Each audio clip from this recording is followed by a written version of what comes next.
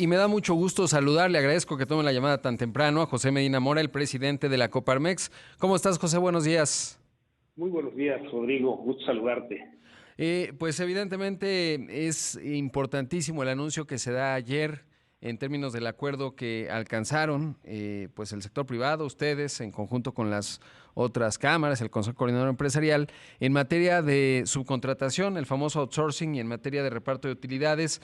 Ya veía el comunicado de ustedes.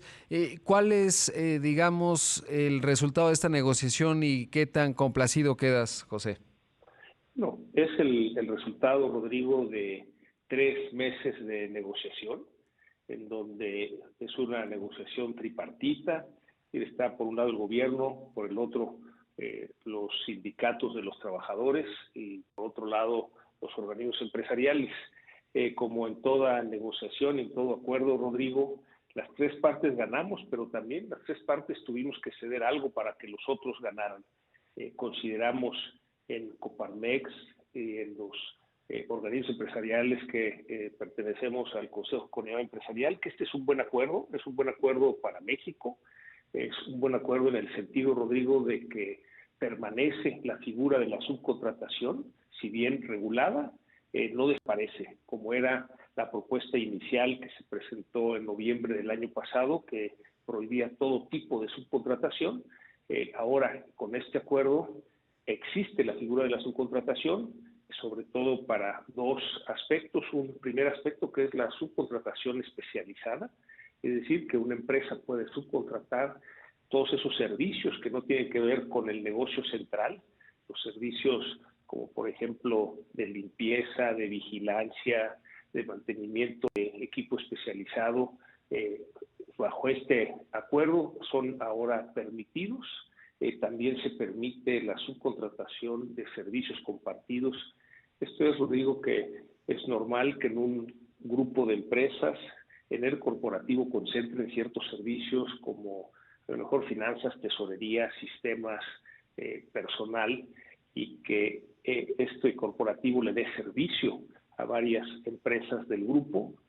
Queda autorizado, queda comprendido en este acuerdo que sí se puede tener esta subcontratación de servicios compartidos. Lo que quedó en el acuerdo que está prohibido es la subcontratación interna, también conocida como insourcing.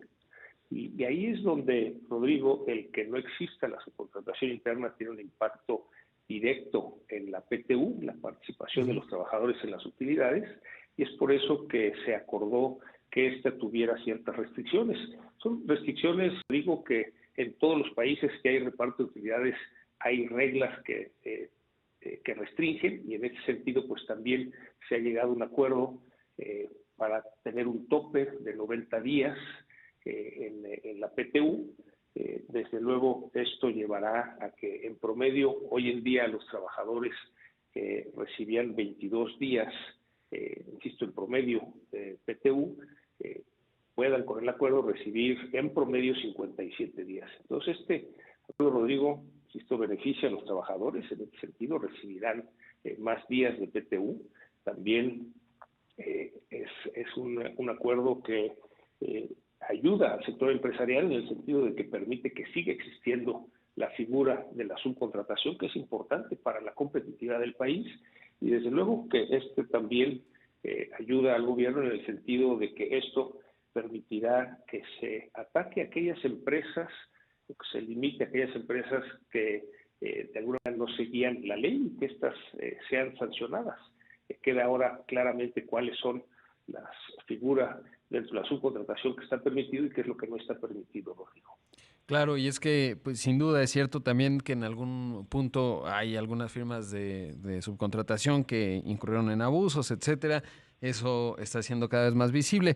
Ahora, no hay miedo, a mí me preocupa un poco porque hemos visto otros acuerdos, por ejemplo, el del sistema de pensiones y tal, que se da el acuerdo, en ese entonces se anunció en la mañana en el Palacio Nacional y tal, y luego ya cuando sale la legislación, pues viene con cambios que no se habían acordado. En el caso de del tema de las pensiones, pues el tope a las comisiones, ¿no? Que no estaba, digamos, en el pacto que se anunció en ese momento.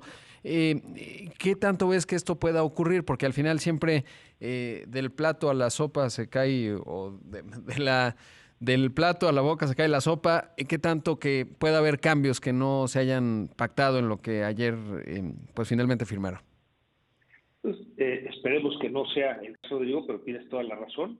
Este acuerdo tripartita se entregó al Congreso, coincidieron tanto los diputados como los senadores y estarán discutiendo durante este mes de abril la iniciativa que se había presentado en noviembre, enriquecida por este acuerdo. Lo que esperamos es que el acuerdo se vierta en la ley, de tal manera que en el transcurso del mes de abril que se discuta y en su caso se apruebe la ley, pues tenga contenido igual lo que acordamos.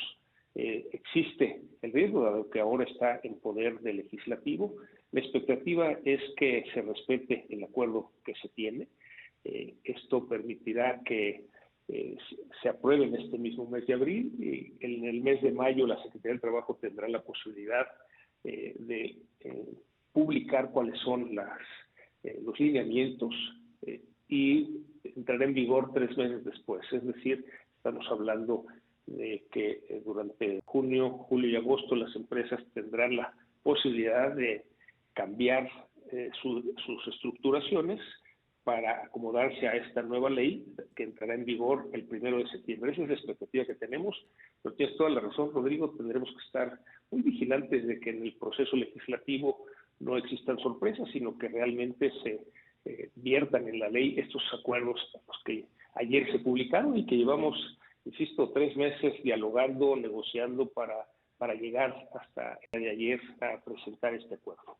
Y bueno, si esto ocurre, si se respeta, que esperamos que sí, pues es positivo, ¿no? Porque finalmente hemos visto algunas otras iniciativas que se han aprobado sin mayor tipo de consenso y en este caso se logró en algo en donde se veía al presidente pues muy, digamos, empecinado en una prohibición total y finalmente no ocurre. Ahora, 90 días o 3 meses son suficientes para hacer la integración de los trabajadores que estaban bajo las modalidades de subcontratación no especializada?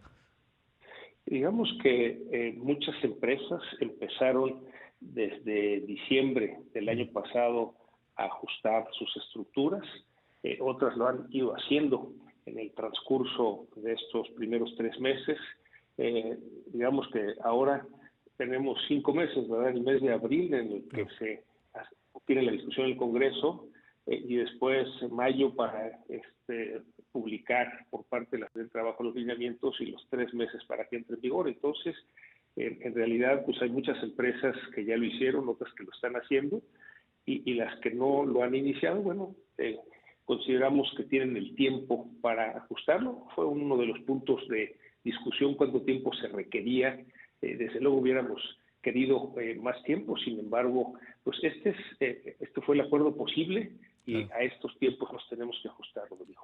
Pues sí, entre no tener nada y tener el acuerdo, yo creo que hay mucho mérito de parte de todos ustedes, del sector privado, obviamente los sindicatos y la flexibilidad incluso del presidente y ojalá, como dices, pues hay que seguirlo muy puntual para que no haya cambios ni sorpresas adelante. José, te agradezco mucho, gracias por tomar la llamada y como siempre, pues siguiendo muy de cerca las actividades de la Coparmex.